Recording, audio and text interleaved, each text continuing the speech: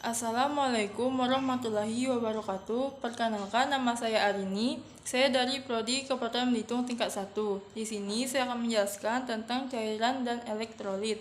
Keseimbangan cairan elektrolit dan asam basa sangat diperlukan untuk mempertahankan status kesehatan. Dipertahankan dengan cara pengaturan intake, distribusi, dan output. Paru-paru dan ginjal memainkan peran yang penting. Ada keadaan di mana keseimbangan tidak dapat dipertahankan. Distribusi cairan di dalam tubuh intraseluler di dalam sel 40% dari BB mengandung solut yang penting seperti kalium dan magnesium dan natrium. Ekstraseluler meliputi cairan interstitial dan intravaskuler. Cairan interstitial berada di sekitar sel, merupakan lingkungan eksternal sel 15% dari BB. Lanjutan cairan intravaskuler disebut juga plasma, merupakan 5% BB. Komposisi solut sama dengan cairan intraseluler, tapi proporsi berbeda. Kalium adalah ion utama di intersel, sementara natrium adalah ion utama di ekstraseluler. Fluid compartments: intracellular fluid atau ICP, extracellular fluid atau ECP. Komposisi cairan tubuh: elektrolit, senyawa yang jika dilarutkan di dalam air akan terurai menjadi partikel bermuatan atau kation atau cation, dan partikel bermuatan anion, misal natrium, kalium, kalsium, dan magnesium. Elektrolit diperlukan oleh tubuh untuk menjalankan fungsi vital seperti aktivitas neuromuskular. Mineral berperan dalam aktivitas penting tubuh seperti metabolisme makanan. Contoh mineral penting adalah zinc dan zat besi, sel, SDM, dan SDP. Pergerakan cairan tubuh, cairan dan elektrolit selalu berpindah dari satu kompartemen ke kompartemen lain agar keseimbangan selalu terjaga. Cairan dan elektrolit berpindah dengan cara difusi. Pergerakan partikel dari larutan dengan konsentrasi tinggi ke larutan dengan konsentrasi rendah. Osmosis: pergerakan pelarut dan larutan dengan cara konsentrasi rendah ke larutan dengan konsentrasi tinggi melalui membran semipermeabil. Kecepatan osmosis bergantung pada konsentrasi solut, suhu larutan, muatan listrik zat terlarut, dan perbedaan tekanan osmotik larutan. Filtrasi: proses di mana solut dan solvent bergerak dari satu kompartemen ke kompartemen lain akibat perbedaan tekan hidrostatik. Transport aktif: perpindahan zat terlarut melawan gradien tekanan dan konsentrasi. Ini membutuhkan energi, misal perpindahan glukosa dari interstitial ke intrasel.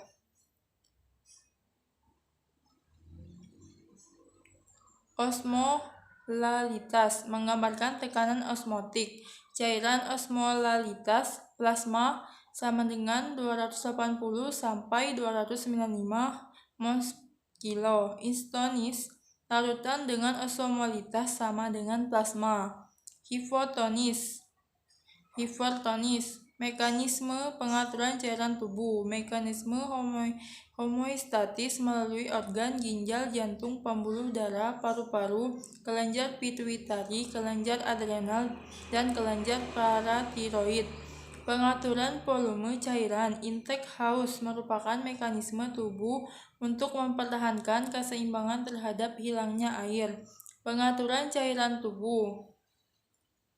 Intake mekanisme haus diatur oleh pusat haus hipotalamus, bekerja karena sensor osmoreseptor mendeteksi peningkatan konsentrasi plasma. Sumber lain buah dan sayur. Output: ginjal, urin 1500 ml, kulit sensibel water loss 600, insibel water loss 600 sampai 900, paru-paru 400, pencernaan 100, 3200 sampai 3500. Faktor yang mempengaruhi keseimbangan cairan. Antidiuretik hormon dihasilkan oleh kelenjar hipofisis, berespon terhadap peningkatan osmolalitas, bekerja dengan meningkat reabsorpsi cairan di tubulus ginjal. Aldosteron dihasilkan korteks adrenal, meningkatkan reabsorpsi natrium. Sistem saraf otonom, aktivasi saraf simpatis, meningkatkan produksi kelenjar keringat. Pengaturan keseimbangan elektrolit natrium dipengaruhi oleh intake aldosteron dan urin output. Nilai normal di plasma 135 sampai 145 mg. Kalium berperan dalam pengaturan keseimbangan asam basa dan neuromuskuler. Jika terjadi peningkatan reabsorpsi natrium, kalium akan diekskresi normal 3,5 sampai 5,3 mg. Kalsium dipengaruhi oleh paratiroid hormon dan tirokalsitonin. PTH mengatur keseimbangan antara kalsium tulang, reabsorpsi kalium di gigit, dan ekskresi kalium di urin. Tirokalsitonin menghambat pelepasan kalsium dari tulang, normal 4 sampai 5 mg. Magnesium berasal dari makanan, akan diekskresikan melalui ginjal N1,5 sampai 2,5. Klorida diatur melalui intake, ekskresi, dan reabsorpsi di ginjal N100 sampai 106. Bikarbonat ginjal mengatur ekskresi dan reabsorpsi bikarbonat. Bikarbonat adalah buffer kimia yang sangat penting. Fosfat diatur oleh ginjal VTH dan VIT-D.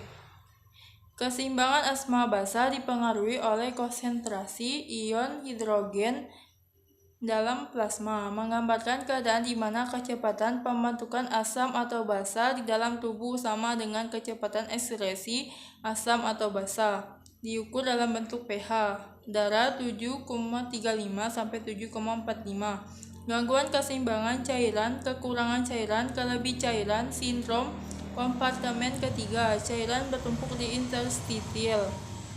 Hipersmolar, dehidrasi, penurunan ADH, hiposmolar, peningkatan ADH. Gangguan keseimbangan elektrolit, hipo dan hipernatremia, hipo dan hiperkalemia, hipo dan hipermagnesemia, hipo dan hiperkoloremia. Asuhan kepadatan pada gangguan pemenuhan cairan dan elektrolit. Pengkajian, riwayat kesehatan tidak makan atau minum, sulit makan, kehilangan yang berlebihan lewat, muntah, diare, keringat karena panas, draining, luka bakar, suggestion, mendapat pengobatan diuretik, post operasi, penyakit kronik ginjal, GGN, hormon. Pemeriksaan fisik, TD menurun, denyut nadi cepat, mulut kering, mata cekung, kulit pucat, turgor, jelek atau tidak elastis, lemah. BB menurun, anuri, oliguri, oidem. Pemeriksaan laboratorium, pemeriksaan elektrolit dalam darah, kalium, natrium, klorida, AGD. Diagnosa keperawatan, defisit kekurangan volume cairan berhubungan dengan pengeluaran urin berlebihan karena penyakit, hilangnya evaporasi pada pasien luka bakar, asupan cairan yang tidak adekuat, perdarahan, kelebihan volume cairan BD, penurunan mekanisme regulator akibat kelainan pada ginjal, penurunan curah jantung, retensi natrium dan air. Tindakan keperawatan, monitor intake sampai output, kolaborasi, pemasangan influenza cairan parenteral, monitor tanda-tanda vital, observasi membran mukosa, mulut, turgor, kolaborasi, pemberian obat anti diare dan lain-lain. Pertahankan keseimbangan cairan, kekurangan volume cairan, rehidrasi oral atau parental, monitor kadar elektrolit darah, hilangkan faktor penyebab kekurangan volume cairan seperti muntah dengan memberikan minum secara sedikit tapi sering. Bila kelebihan volume cairan, pengurangan asupan garam, hilangkan faktor penyebab kelebihan volume cairan. Kurangi konstriksi pembuluh darah seperti pada penggunaan kaos kaki yang ketat. Terapi intravena, pemberian infus. Tujuan memberikan cairan dan elektrolit, memberikan garam yang dibutuhkan, memberikan glukosa, memberikan obat-obat dan vitamin. Cara menghitung cairan infus, tetes atau menit. Volume total infus dibagi total waktu infus dalam menit.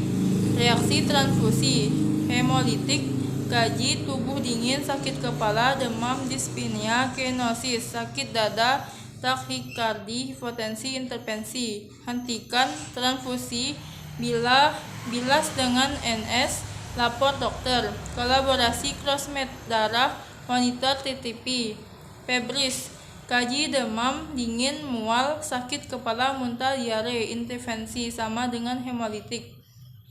3. Alergi, kaji dyspnea, oedem, hidung terhambat, urtikaria, gatal dan merah pada kulit. Intervensi, hentikan transfusi bilas dengan NS, lapor dokter.